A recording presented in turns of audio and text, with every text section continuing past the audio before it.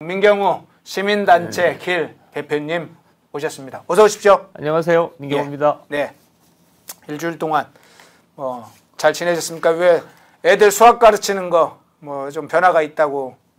제가 이제 작년부터 본의 아니게 이제 정치에 좀 관여를 하게 됐는데 네. 이제 약간 정치도 수그러들었잖아요. 제 입장에서는. 그래서 본업으로 좀 돌아가야 되는 측면이 있어서 수학 수업을 좀 늘리고 있습니다. 애들 수업을. 네. 그리고 워낙 수학을 좋아해서. 네. 수학 지도자, 수학 선생이 되고 싶어서요. 예. 수학에 상당히 관심이 많으시고 후쿠시마 문제도 관심이 많으시고 수학 문제도 관심이 많으시고 수학과 정치의 함수를 생각을 늘 하셔야겠네요. 수학하고 정치는 많이 다른 것 같아요. 그래요? 구조가 달라요? 예, 하나만 깊이 생각하면 되는 건데 예. 정치는 너무 변수가 많아요. 복합적이에요? 예, 완전히 고차방정식입니다. 알겠습니다. 오늘 이제 우리 민경우 대표님하고 범야권 그리고 야권 소식을 전하고 최초로 오늘부터 좌파의 간첩단 사건, 그러니까 간첩 조직이나 반체제 투쟁사와 관련된 반체제 운동권들은 운동사라고 또는 투쟁사라고 표현합니다. 그래서 그 관련된 걸 이번 주부터 한번 좀 다뤄보겠습니다. 우선 이제 이 질문부터 먼저 좀 드려볼게요. 최근에 이제 여권 내부에 정책을 둘러싸고 좀 갈등 문제가 있었고, 그게 일정한 좀 상호 간의 조정 없이 진행되는 사건이 있었는데, 근래 의대 문제는 좀 다음에 좀 질문하더라도 돼요. KC 인증 없는 해외 직구 물품 구매 금지 문제가 논란이 됐었잖아요. 그 후에 이제 다시 정부가 처리를 했습니다만, 그 당시 상황 어떻게 보셨어요? 해외 직구 문제부터 소개를 하면 네. 이건 사실은 청년들이나 주부들이 훨씬 잘 아는 문제인 것 같은데, 알리나 테무나 이런 중국 업체들이 저가 공세들을 해서 문제가 좀 됐었고, 올해 3월 달에 정부가 범정부 TF를 만들었습니다. 그래서 주로 두 가지, 소비자 안전하고 그다음에 국내 기업 보호를 중심으로 해서 5월 16일 날 KC 인증 마크가 없는 해외 직구는 사실상 금지하겠다 이렇게 되니까 두 갈래에서 이제 문제가 된 건데, 아까 얘기했던 그 집단, 그러니까 청년들이나 그러니까 주부들이나 이런 쪽에서 이제 난리가 난 거죠. 그 다음에 정치권에서도 좀 개입을 했는데, 정치권 얘기는 좀 이따 하도록 하고, 그래서 두 가지가 충돌한 걸로 보입니다. 한국은 전통적으로 좀 중상주의 정책을 취했기 때문에 기업 보호 같은 이슈에 굉장히 민감했던 거죠. 그런데 이제 이번 사태에 대해서는 소비자들의 어떤 이해와 요구가 아주 극적으로 분출되면서 후자가 상황을 압도했던 것 같습니다. 그래서 5월 19일 날 정부가 정책을 철회하는 거죠. 그래서 두 가지가 충돌했던 걸로 보입니다. 하나는 전통적인 중상주의 정책과 소비자 후생을 중시하는, 또 자유무역을 중시하는 새로운 차원의 어떤 경제 집단, 소비자들이나 청년들이 상황을 주도하는, 어떻게 보면 굉장히 극적인 어떤 상황을 보여준다고 보겠습니다. 예. 일부에서는 이제 소비자의 안전 문제와 소비자의 선택권 문제로 봤는데, 그 문제와 관련해서 소비자의 안전 문제에 대해서 물론 겉으로 드러난 안전 문제는 안전무라고 보이지만 실제로 그 안에 담고 있는 게 중상주의적인 정책이다. 이렇게 지금 해석을 하시는군요. 그렇죠. 왜냐하면은 이제 그 두 개가 있는데, 정부 차원의 하나가 있고, 그다음에 오세훈 서울시장도 내건 구호가 두 가지였습니다. 그러니까 그 알리나 테무가 공세를 펼칠 때 두 가지 문제를 제기했는데, 하나는 소비자 안전이고요. 그러니까 사실 중국 업체들이니까 그런 측면이 있으니까. 그다음에 두 번째는 국내 기업 보호죠. 그러니까 지금 상태를 보면 중소 제조업체들이 다 붕괴될 거다, 이런 위협이 있으니까 실제로 그 표면적인 이유는 안전이라고 하더라도 내용적으로는 국내 기업의 보호를 강한 요구로 걸고 있기 때문에 그렇게 볼 수 있죠. 약간 전근대적인 그런 것이 밑에 깔려 있다. 지금 그런 얘기도 해주셨네요. 앞서 얘기했던 의대에 관련된 문제 연관해서 얘기를 해볼까요? 지금 정책 문제를 좀 먼저 살펴보겠는데요. 지난 5월 16일에 서울고등법원이 의대 증원 금지 가처분 신청을 각하 기각했습니다. 각하한 사안도 있고 기각한 사안도 있는데 각하 뭐 사안이라기보다는 그 안에 각하 기각해야 될 것들이 좀 달라서 각하 기각을 했는데요. 지금도 이제 정부와 의료계 갈등은 아직 해결되고 있지는 않은데 서울고등법원의 판결 이후에 지금 의료계나 정부계 전체적인 상황을 어떻게 보고 계세요? 5월 16일 날 그 법원에서 사실상 정부 손을 들어주는 법 결정을 내렸고요. 예. 이거 정상적이라면 그 다음에 그거에 기초해서 지금 교육계에서는 이제 의대 정원을 반영한 교육 그 어떤 올해 입시들이 이제 돌아가고 있거든요. 예. 그렇다면 이 정도 되면 통상적이라면 다 끝난 문제다. 또는 이제 어떤 법 절차를 진행하면 된다. 이렇게 볼 것 같은데 상황이 지금 계속되고 있는 거죠. 그러니까 전공의들이 복귀하지 거의 않고 있고요. 예. 그런 상태가 계속돼서 박민수 차관의 어제인가 그제인가 인터뷰가 아주 인상적이던데 사실상 의료계에서 탕평 중국어인 모양인데 예. 그냥 아무 일도 안 하면서 그러니까 상황을 그냥 유지하고 있다. 이런 중국의 용어인가 봐요. 탕핑이 평이 평평하다고 탕이 예. 뭐냐면 누워 있다 뭐 이런 뜻인가 봅니다. 그렇게 박민수 차관의 표현인데 지금 그러니까 통상적인 파업 같은 거랑은 좀 다른 것 같습니다. 통상적인 파업은 어떤 정부 조치가 법원 결정이 내려지거나 타협이 이루어지거나 하면은 끝나는 거잖아요. 그리고 이것에 불만을 하면 어떤 농성을 하면서 예. 농성을 물리적으로 해산한다랄지 뭐 이러면서 끝나는 건데 지금은 정부 결정이 내려졌지만 의료계에서는 아무런 행동도 하지 않으면서 시간을 끌고 있는 형국이기 때문에 한마디로 얘기한다면 5월 16일 날 법원 결정으로 무언가 해결의 단초가 있었다라기보다는 해결이 지연되는 그래서 상황이 악화되는 형국으로 보입니다. 오히려 탕핑이라고 보이지만 실제는 상황이 악화되고 있다. 예. 예, 그렇게 진단하시고요. 자, 국민의힘 차원의 문제 하나 더 살펴볼게요. 지금 앞서 얘기했던 해외 직구를 둘러싼 이제 범여권 인사들 간의 정책 갈등이죠. 이건 뭐 정책 갈등은 나쁜 갈등이라고 보이지는 않습니다.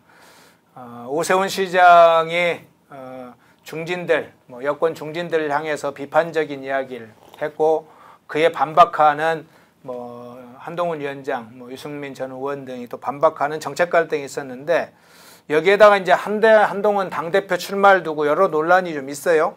그 문제 전체적으로는 지금 어떻게 좀 판단하세요? 그러니까 한동훈 위원장에 대한 한동훈 위원장의 당 출마를 한 것도 당 대표 출마를 한 것도 아니죠. 네. 그런 조짐을 미리 막기 위한 어떻게 보면 홍준표 대표랄지 그다음에 총선 백서를 둘러싼 갈등 같은 것들이 있었는데 한동훈 위원장이 조금씩 정치권으로 발을 좀 옮기다가 해외 직구 사태를 계기로 해서 좀 극적으로 한 발 더 깊숙하게 발을 내딛는 것 같습니다.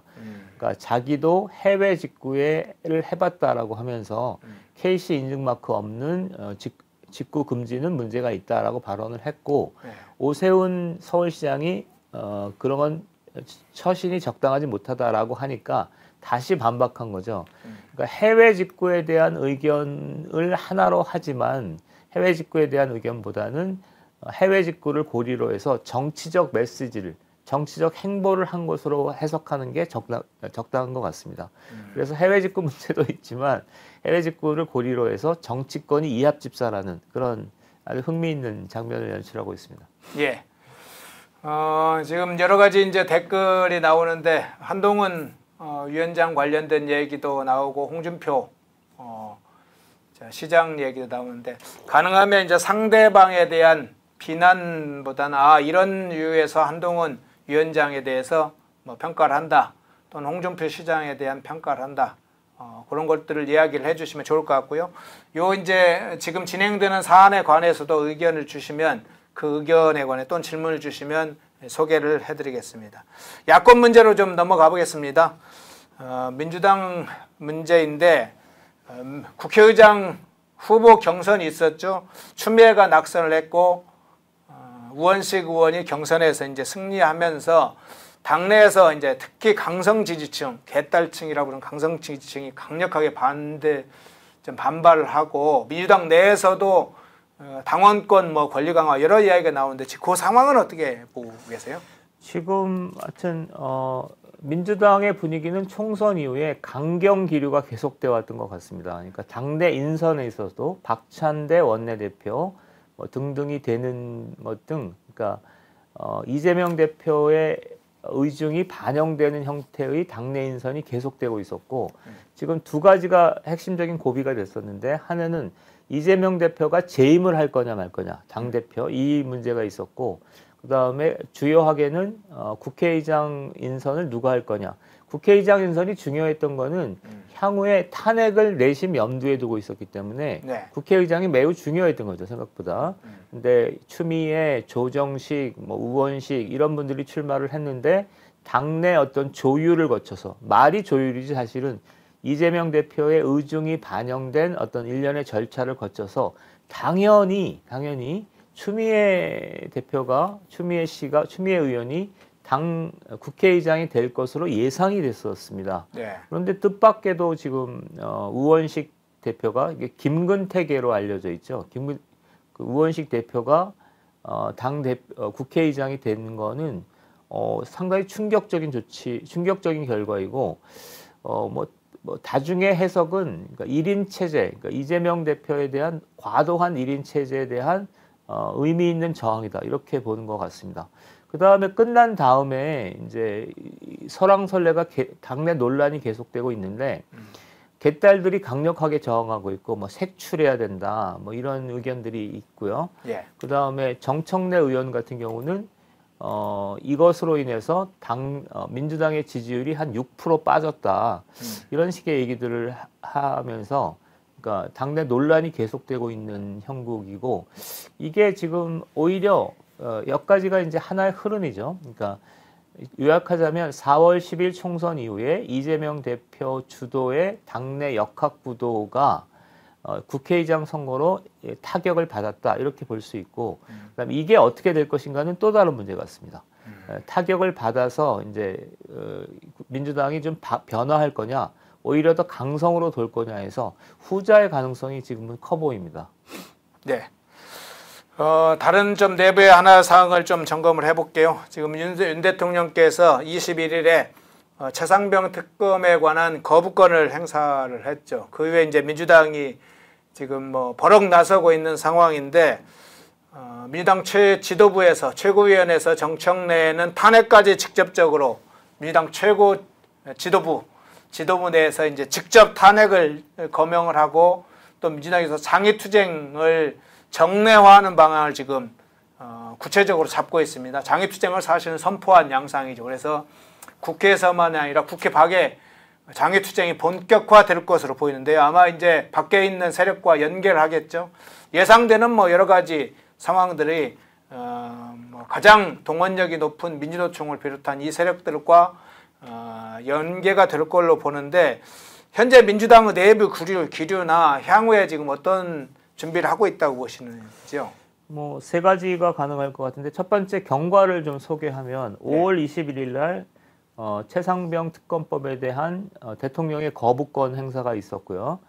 21대 국회 5월 28일 날 재의결이 있는데, 지금 현 상태로서는 부결될 걸로 보이죠. 예, 그러니까 안철수 의원 등 3명 정도가 공개적으로 자기는 가결하겠다, 이렇게 하고 있지만 그걸로 보이고, 그렇게 되면 22대 국회로 넘겨서라도 하겠다. 지금 일정은 그렇게 돼 있고요. 그다음에 민주당의 분위기는 어떤 거냐면, 강경파를 중심으로 해서, 그러니까 최상병 특검법을 정부가 대통령이 거부했으니까 이제 장외투쟁으로 가자, 이런 분위기라기보다는, 그러니까 민주당 내의 분위기는, 범민주당 내의 분위기는 두 가지가 있었습니다. 애초에 여야 영수회담도 필요 없고 국회도 필요 없고 하니까 애초에 그냥 장외투쟁으로 가자, 이런 흐름이 있었는데, 그래도 국회이고 정당이니까 그래도 일정한 정치적 법적 액션은 취해놓고 그 다음에 장외투쟁을 하자, 이런 후자의 흐름이 있을 수 있는데, 지금 그러니까 대통령의 거부권을 고리로 해서 후자의 흐름, 그러니까 그동안 좀 잠자고 있었던 그냥 좀 내면에 가라앉아 있었던 장애투쟁을 하겠다 이번 기회에 그러니까 거부권 행사를 보고 하겠다가 아니라 이제 기다렸으니까 하겠다 이런 움직임에 가깝다고 저는 봅니다. 네. 그다음에 세 번째는 여론 분포들을 좀 볼 필요가 있는데 최상병 특검법 정도로 그 대통령을 탄핵한다는 게 쉽지 않은 거죠. 네. 그다음에 두 번째는 여야 분포도 그러니까 뭔가 이렇게 합리적이고 타당하고 설득력이 있어야 여당의 어떤 이탈표도 끌어내는데 지금 그렇게까지 가 있지 않다라고 보고 그다음에 세 번째 가장 큰 거는 여론 지형입니다. 대통령과 여당의 지지가 미세하지만 좀 오르고 있는 추세이고 야당의 지지율이 약간 가라앉는 분위기이기 때문에 지금 상태로는 탄핵이 쉽지 않을 거로 보이는데 탄핵으로 가는 어떤 흐름이 쉽지 않을 거로 보이는데 문제는 그러니까 오히려 그러니까 어떤 상황이든지 간에 난관에 부딪히면 이건 강경수를 통해서 돌파하려고 하는 흐름이 있을 수 있잖아요. 네. 근데 지금 야당의 흐름은 그런 걸로 보입니다. 그래서 강행하지 않을까 이렇게 싶습니다. 예.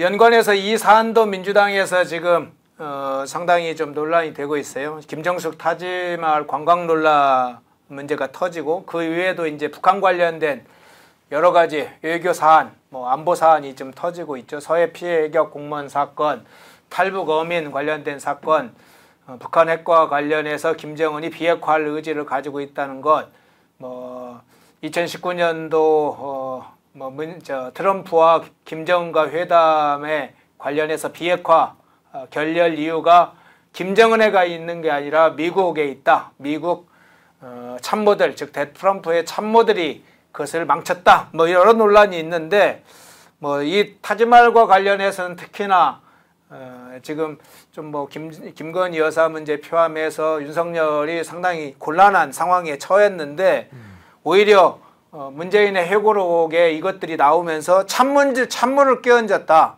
뭐 이런 좀 내부 분위기도 있어요. 그 부분은 어떻게 보세요? 지금 먼저 두 가지 사안을 먼저 소개를 드리면 북한 관련 사안인데요. 네. 지금 18년, 19년에 있었던 남북회담, 북미 정상회담 같은 것들은 이미 회고록들이 많이 나와 있습니다. 네. 트럼프 관련 기록도 있고 그다음 폼페이오 국무장관의 회고록도 있고 그렇기 때문에 이게 교차 검증이 가능한 상황이에요. 그런데도 문재인 대통령이 제가 볼 땐 좀 천연덕스럽게 그리고 대통령으로서 하기 어려운 발언들을 민감한 발언들을 많이 해놓고 있는 것 같습니다. 이를테면 김정은의 북핵 김정은의 진심을 뭐 어떻게 한다랄지 뭐 이런 얘기들을 하는 거는 굉장히 곤혹스럽죠. 이건 국가의 체제, 대통령의 리더십과 관련된 굉장히 본질적인 문제를 제기하고 있고요. 네. 타지말은 지금 김건희 여사의 어떤 처분과 상태와 관련해서 또 민감한 문제를 낳고 있는데 이게 사실이 좀 밝혀진 게 있어요. 이것도 그러니까 이를테면 배현진 의원이 뭐 국회 청문회에서 한 거랄지 이런 게 있는데 그런 얘기들을 다 무시하고 그다음에 아무것도 그러니까 그러니까 전혀 그런 객관적 밝혀진 사실들을 무시하고 막 그 회고록에 써놓아서 야당으로서는 아주 곤혹스러울 것 같습니다. 지금 대여투쟁을 해야 되는데 대여투쟁에서 뜬금없이 문재인 대통령의 회고록 때문에 난감한 상황에 처해 있는 거죠. 그 다음에 세 번째는 그러니까 다시 이제 반복하자면 지금 전체적으로 보면 그러니까 4월 10일 총선 이후에 민주당의 대여 공세 국면이거든요. 그 공세 국면이 국회를 매개로 이루어지는 장애투쟁을 통해서 이루어지는 간에 야당이 공세를 취하고 대통령이나 여당이 방어하는 국면처럼 보이는데 여기에서 문재인 전 대통령의 회고록 문제가 터지면서 야당은 상당히 곤혹스러운 상황에 몰리는 것 같습니다. 그리고 개인적으로는 참 미스테리한 인물에 가깝습니다. 미스테리한가요? 김정은의 수석 대변이라고 알려졌던 문재인 미스테리한 인물이다. 이번에 이제 앞서 얘기했던 것처럼 서울행정법원의 USB 판결과 관련하면 미스테리가 좀 더 벗겨지는 것 같습니다. 수석 대변인만 한 게 아니라 실제로 국가 기밀을 넘긴 그런 사항들도 확인됐죠. 모두가 숨죽이고 침묵하던 시절 펜앤마이크는 앞장서 자유와 민주를 외쳤습니다. 자유파 정권 탄생을 위해 싸웠습니다. 2024년에도 펜앤마이크는 쉼없이 달려갑니다. 민주주의 체제 수호의 선봉이 되겠습니다. 왜곡된 대한민국 역사를 바로 세우겠습니다. 2024년에도 펜앤마이크를 응원해 주십시오.